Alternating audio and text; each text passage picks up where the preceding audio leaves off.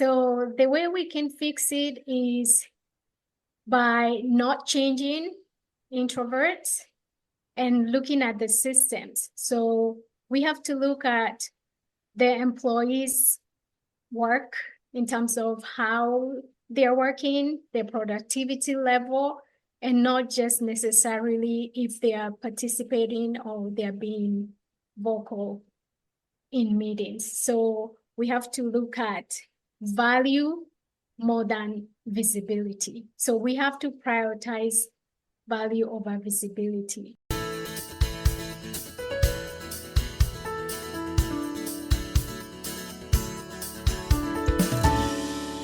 Hello, welcome to episode 267 of the Quiet and Strong podcast, especially for introverts.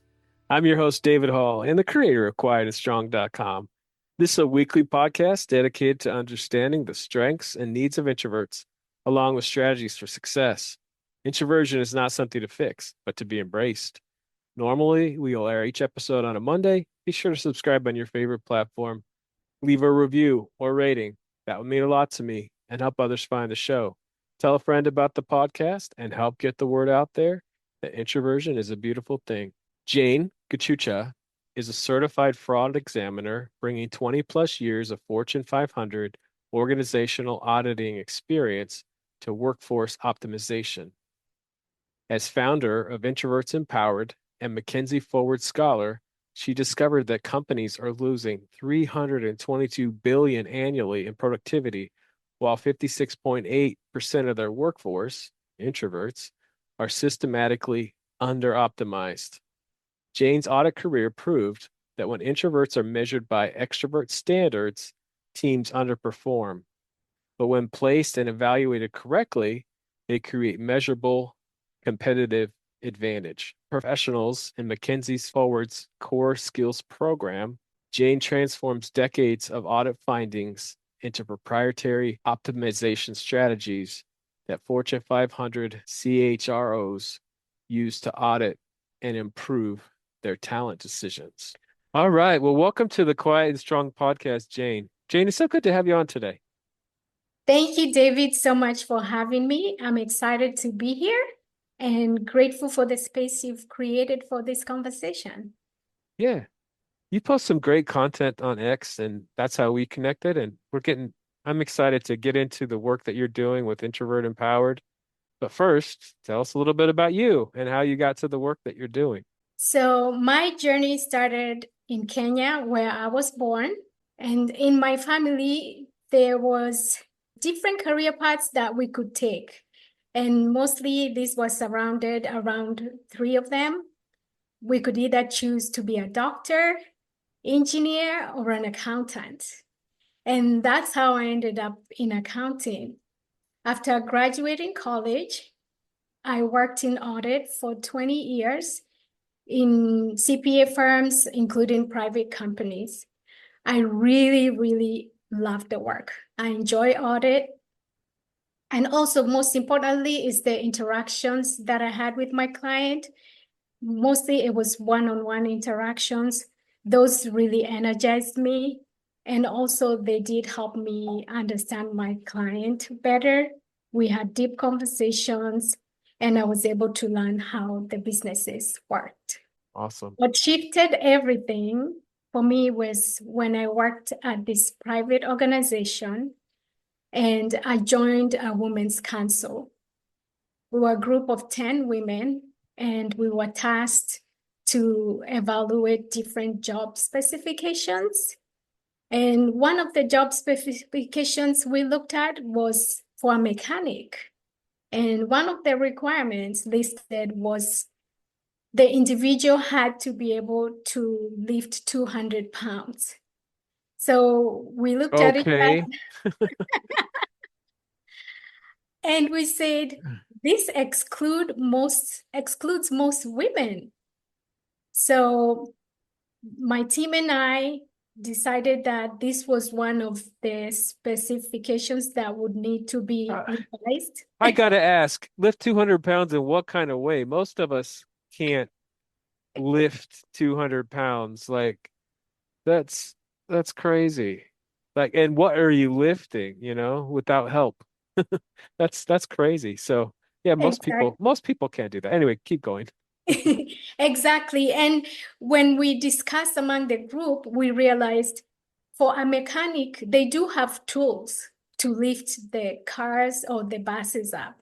So Right. they didn't really need to lift the 200 pounds. So we presented our revised job specs.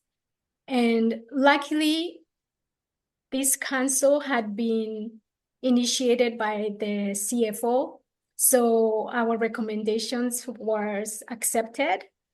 And then when it was approved, we had back after 1 year, there were only two female mechanics.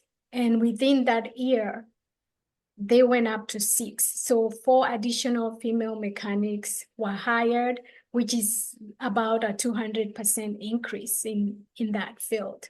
Yeah. So that experience helped me to see clearly that the issue wasn't really the candidates not being able to lift the 200 pounds.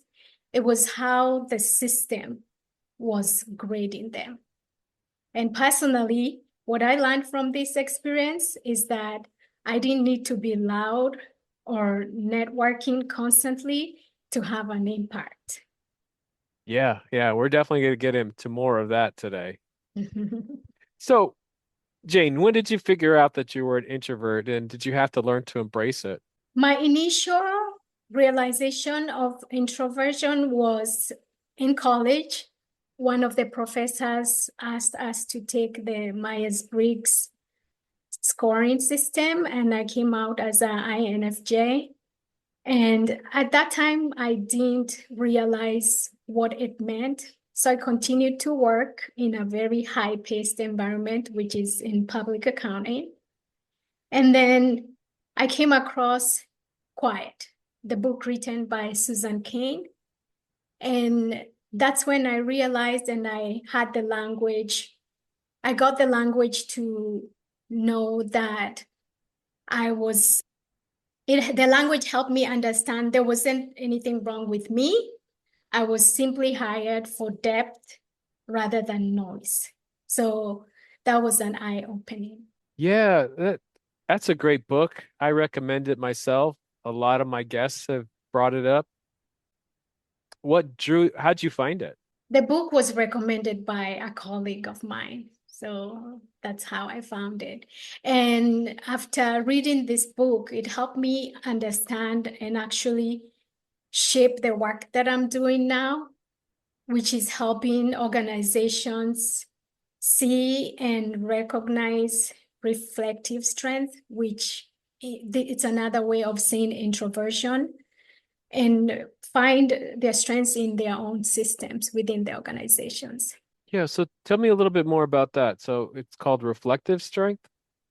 Yeah, I call it reflective strength because as an introvert, we do a lot of deep thinking, strategic analysis. So that's something that I help organizations look at their systems.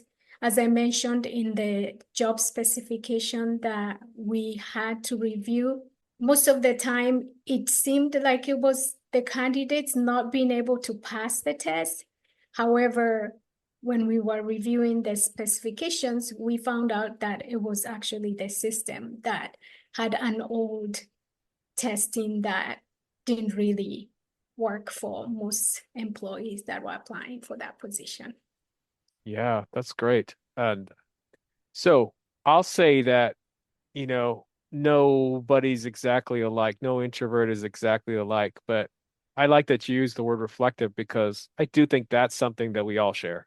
All introverts are able to be reflective and, use their great gifts of thinking. So I like that. Thank you.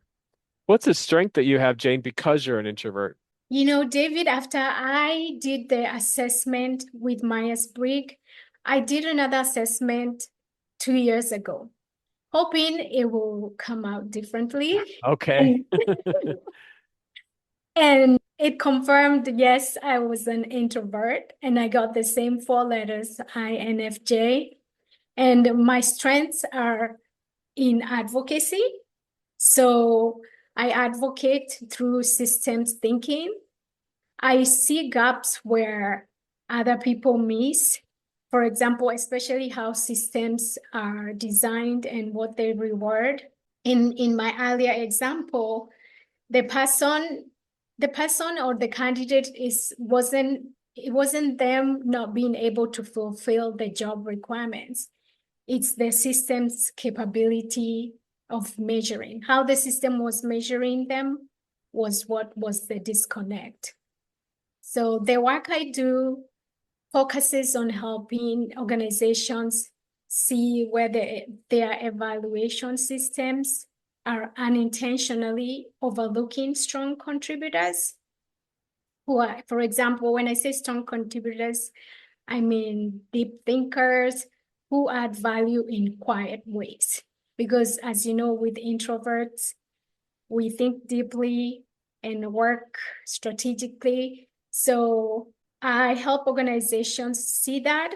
And also what my business is doing is we're not really asking organizations to accommodate introverts.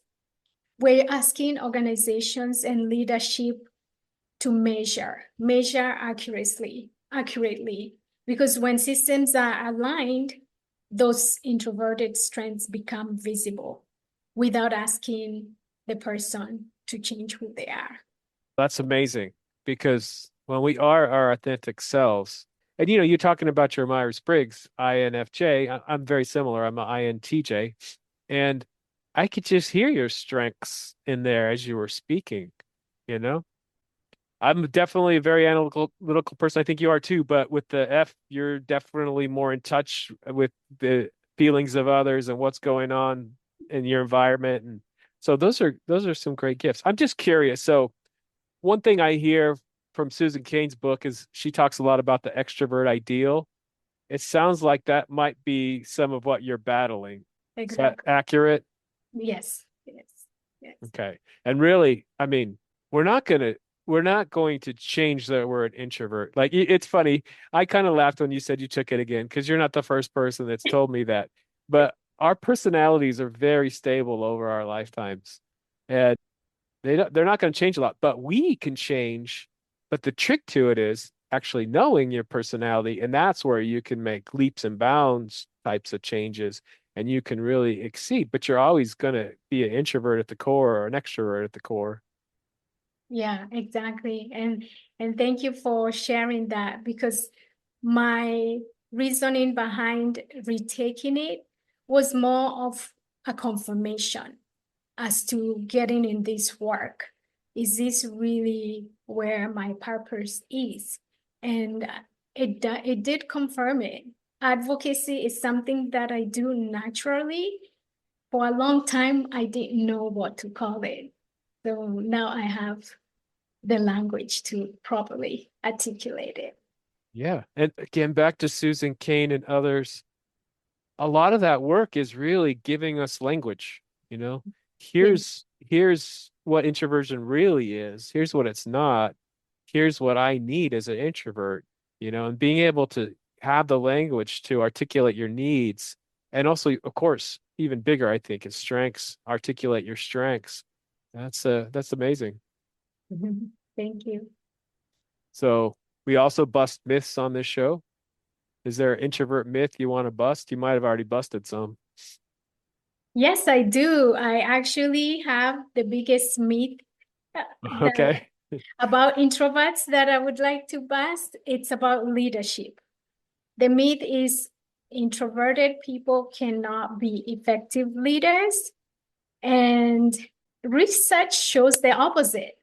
So I do a lot of my work based on research data. So I have research that says Tao's 2024 research shows that introverted employees often demonstrate strong productivity, but tend to receive lower performance ratings. And this is because when evaluation systems prioritize visibility over value, that's when they overlook introverted employees. Yes, absolutely. And like I said earlier, you have Introvert Empowered, and you post regularly on X. What made you start that? What made me start posting on X? So that leads me to my story behind Introvert Empowered. So for a long time in my career, I thought something was wrong with me because I've worked mostly in public companies, and the culture has always been be visible, be outspoken. We want to see you speak up more. And I would struggle with this idea of why can't my work speak for itself? I don't have to be loud or always visible. So one thing I realized is that I really loved analytical work. I love auditing systems, finding gaps, and solving complex problems. One thing that I didn't enjoy at all was the networking. We had to do constant networking, and that just drained me. So for years, I assumed something was wrong with me because I wasn't fitting the mold. And then just reading Susan Cain's book really helped me realize that there was nothing wrong with me, and I was able to understand and start seeing the pattern where when I looked everywhere, I saw organization would often describe people or an employee as brilliant, and then they would rate them as too quiet for leadership. So if there was a role for leadership coming, if you are too quiet, that will not be presented to you. So to me, when I started looking at this closely, it sounded like a measurement error. The same kind of error that I find when I'm performing financial audits. This is when I decided it's not a people's issue or employee issue, but it was the system that was grading employees. And that's how Introverts Empowered was born. So tell us more about that. Can you give us an example of what's wrong with the system and how it could be better? Okay. So in my work currently as a certified fraud examiner, I use forensic audit lens to look at financial statements. So the statement could be saying you're making a profit, but when we go deeper and look into the transactions tell us a different story. I use the same audit lens to look at talent systems. So identify what I call post-assessment measurement drift, which is a framework I developed to describe the gap between what assessments predict and what evaluation systems actually reward. So the post-assessment measurement drift is when assessments identify someone as thoughtful, analytical, and a strong problem solver. But when it comes to review time or performance evaluation time, they are rated lower. And this is because they are not visible. The people who are more visible are the ones who get. Yeah. So how do we fix that? So the way we can fix it is by not changing introverts and looking at the systems. So we have to look at the employees' work in terms of how they're working, their productivity level, and not just necessarily if they are participating or they're being vocal in meetings. So we have to look at value more than visibility. So we have to prioritize value over visibility. And the work that I'm doing is not asking introverts to change who they are. I'm asking organizations to fix their systems so that when they measure in terms of performance, hiring, or promotion, the measurement is accurate for reflective strengths and they can become more visible. So I know that you write about this on X, that really companies are losing because they're rating employees incorrectly. You know, how does that cause employees to lose profit if they're not rating their employees correctly? In financial audits, so when it means finding losses in a gap between what the report shows and what the transactions actually show. In talent systems, what we are asking organizations to do is to find where capable people disappear. And that by that, I mean leaving the organization. So we want them to identify what their evaluation criteria is looking at, and not only just visibility. We have to look at also contribution and also what the person's abilities are in terms of the work that they are doing, not just by being seen. And that's why I have my movement, which is called Audit the System and not the person. Yeah. I I knew two friends, and one was quieter, one was likely an introvert, the other extrovert. The Let's just say she was an extrovert. She was more likely to get the job, but the other friend was such a good employee to have, you know, that she really excelled because of the work that she did. But just on the outside, the other one was likely to get more job offers than the quieter one, so to speak.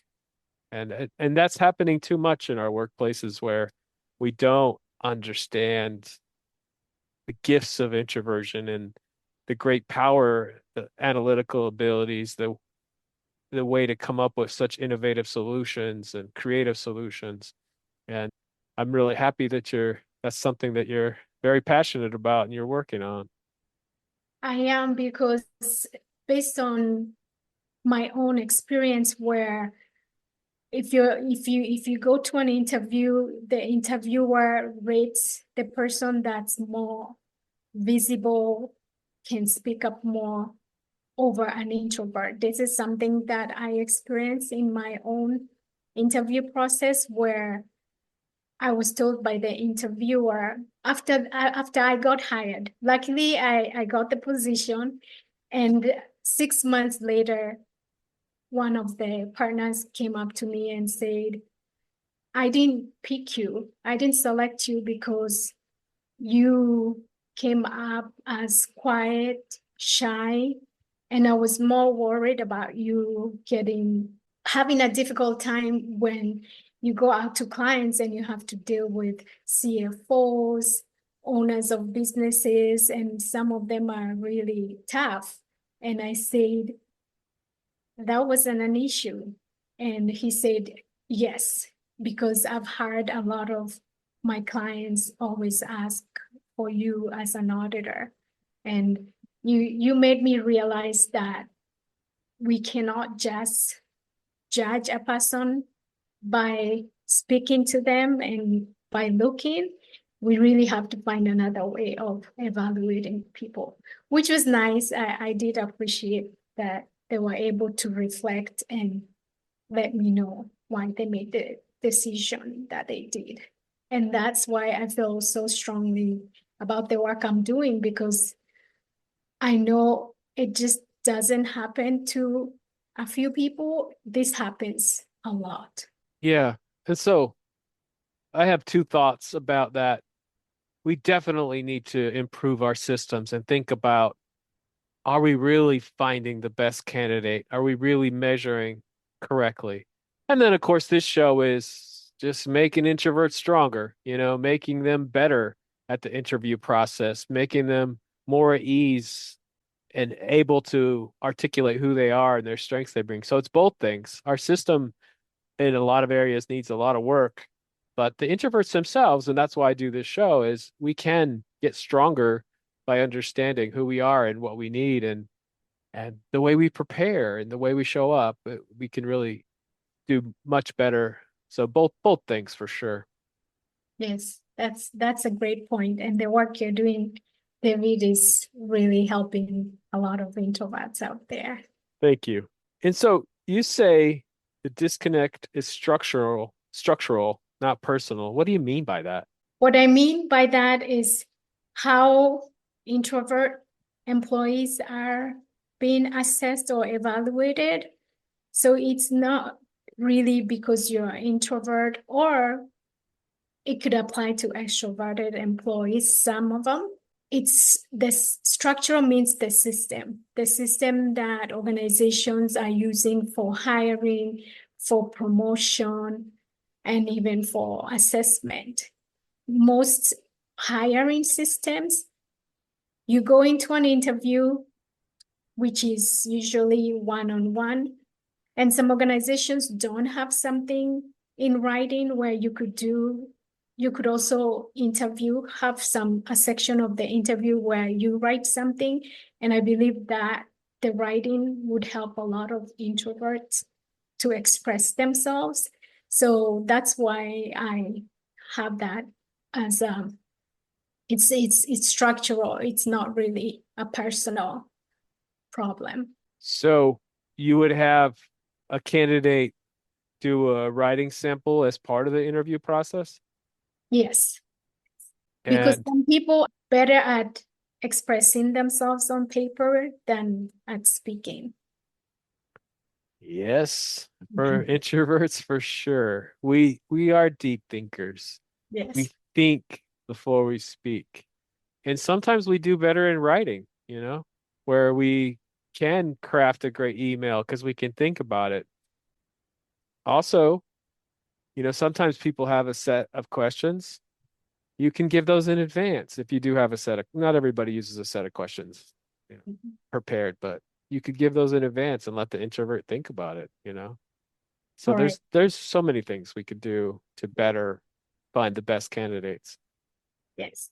What advice do you have? You're talking about, measuring value instead of how visible somebody is. What advice do you have for organizations to start building these kinds of systems that are going to recognize value over visibility?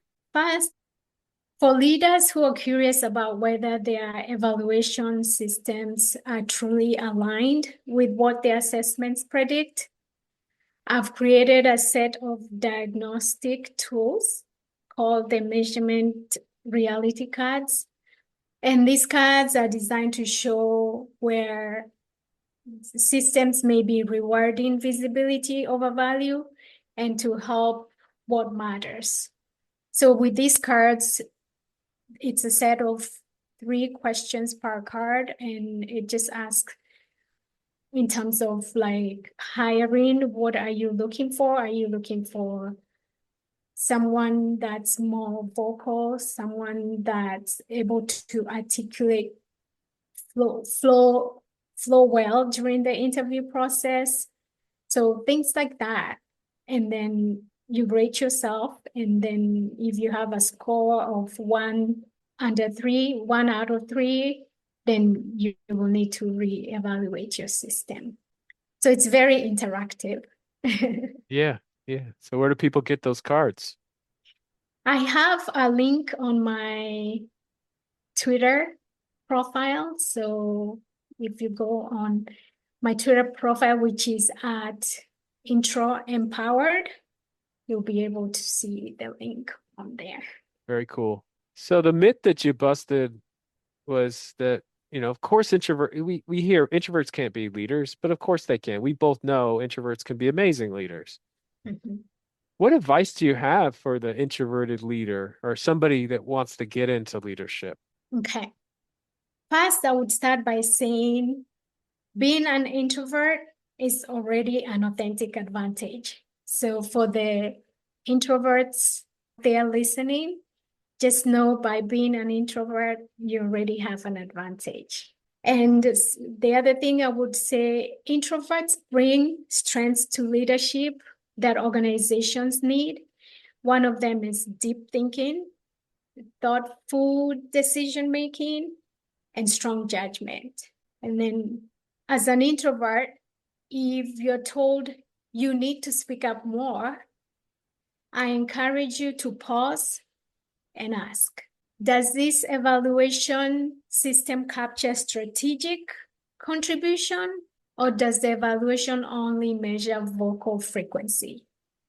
So with that said, it will help you be able to understand what is being measured, and you can make the right decision in terms of, is this somewhere where they value contribution as an introvert? And in terms of leadership, it's not about being the loudest person in the room. It's mostly about clarity, judgment, and creating space for everyone to actually excel. Yeah, I love that. And so many introverts, even though we need to fix the systems, like I was saying earlier with the job interview, many introverts do need to be more visible, you know, do need to speak up more, and they can learn how to do that, you know. What have you learned about being more visible? In terms of visibility, what I've learned, it does help people understand you as an individual. Also, as an introvert, you have to be able to understand what are your strengths, so that when you're being asked to be visible, for some of us, we may feel you're being asked to be more extroverted. However, if you look at your personality and your strengths, then you'll find the benefits of you can be visible in a different space. For example, with me, I usually prefer small groups interaction. So if a project is for 2 or 4 people, I'm comfortable with that. I'm comfortable with sharing, compared to others who visibility for them is a room full of 30 or more than 30 plus people. So you just have to find a balance of where you're comfortable being visible. Yeah, yeah. And you talked earlier about one-on-one, you just talked about small groups. A myth I'll bust is we like people.